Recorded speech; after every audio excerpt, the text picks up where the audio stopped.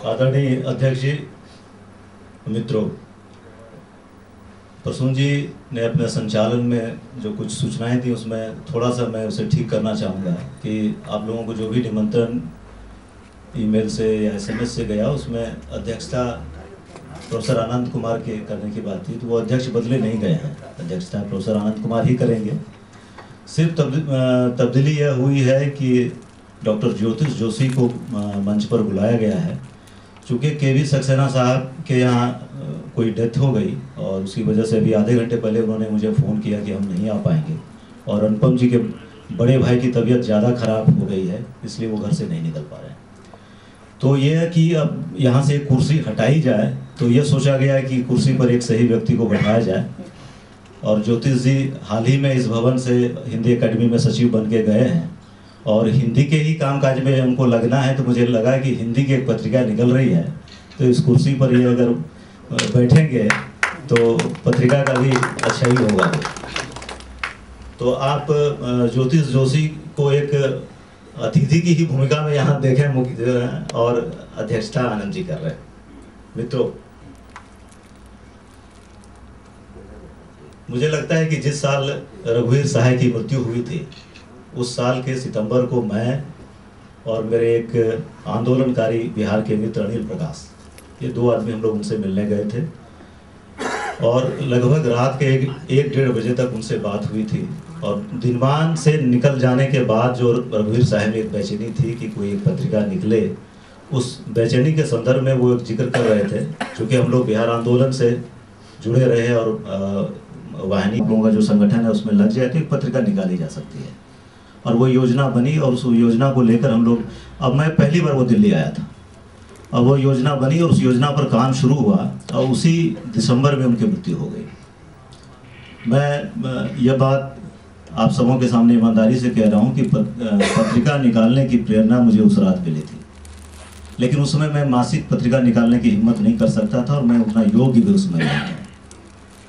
तो फिर मैंने संवेद एक जमालपुर जैसे छोटे कस्बे से शुरू किया और 17-18 वर्षों में संवेद कहाँ पहुँचा है, जो साहित्य और विचार के पाठक है वो जानते हैं कि संवेद ने एक यात्रा तय की है।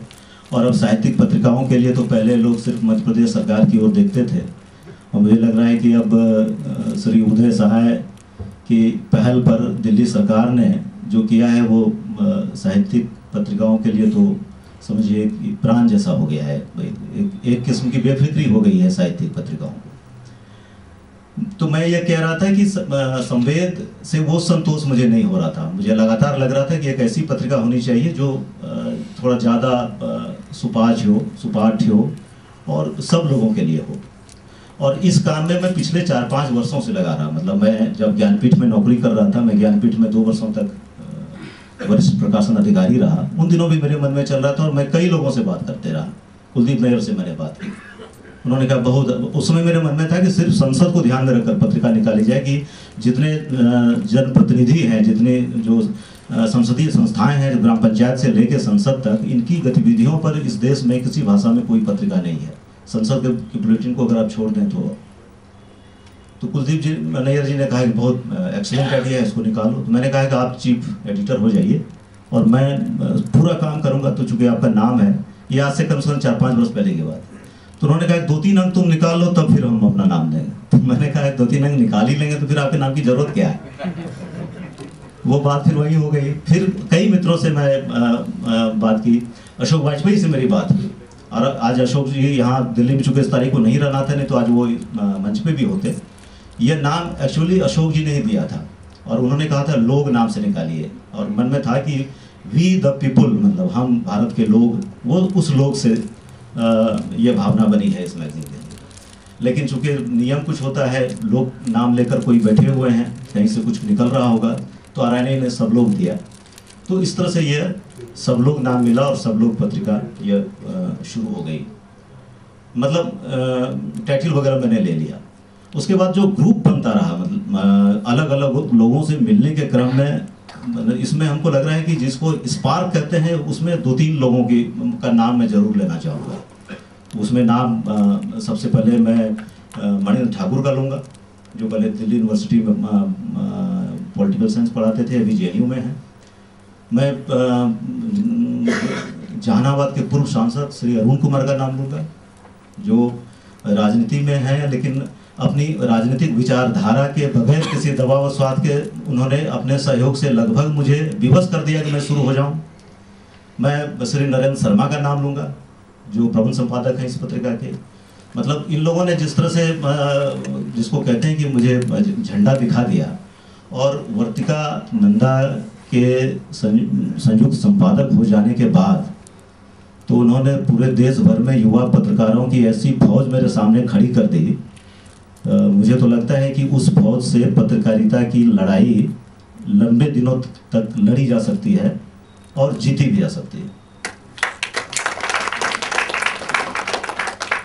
मुझसे ये सवाल बार बार किया जा रहा है कई फोन पर, कुछ मित्र औपचारिक तरीके से भी और कुछ आत्मीय तरीके से भी। अब हमारे आपने सोचा है ये अच्छा किया, लेकिन जब तक 3-4 करोड़ रुपए का इंतजाम नहीं हो जाए तब तक शुरू मत कीजिए।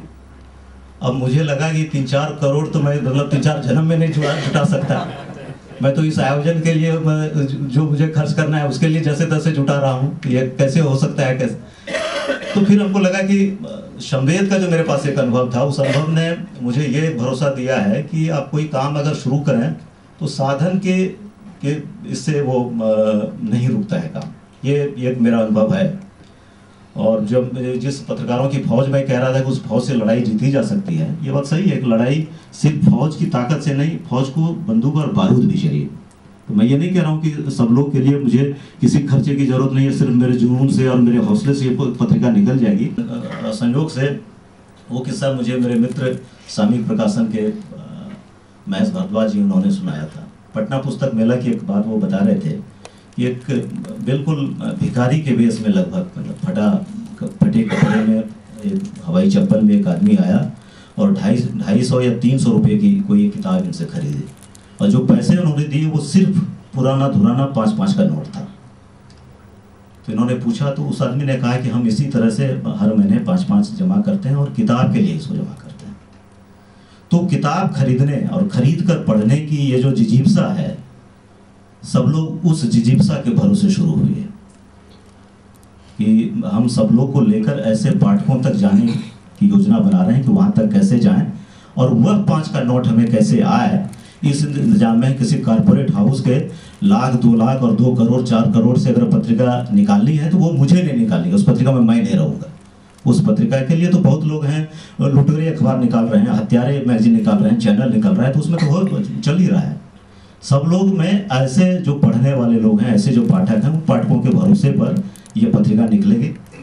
और ये सब सोच के अगर ये मैंने सब लोग शुरू किया है और आपको लग रहा है कि मैंने अगर कोई एक गलत काम किया है तो आप मुझे जो सजा देंगे वो सिरोधार है। लेकिन अगर आपको लग रहा है कि मैंने ये सही शुरुआत की है तो आपको मेरे साथ खड़ा होना होगा। धन्यवाद।